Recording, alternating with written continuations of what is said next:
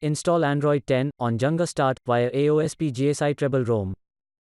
Please check the description for important notes and all the download links. First download ROM and GApps packages, then transfer the downloaded files to the phone storage, link is in the description below. Step 2. Boot your device into TWRP recovery. Once in TWRP, click on Wipe, Advanced Wipe, and select the check boxes, as shown in the image, excluding internal storage. Step 4. Swipe the button to wipe the device. Step 5. Go back to the recovery main screen, and tap on the Install button. Step 6. Navigate to the storage, and select the GSI ROM file. Step 7. Finally, swipe the button on the screen, to install ROM file.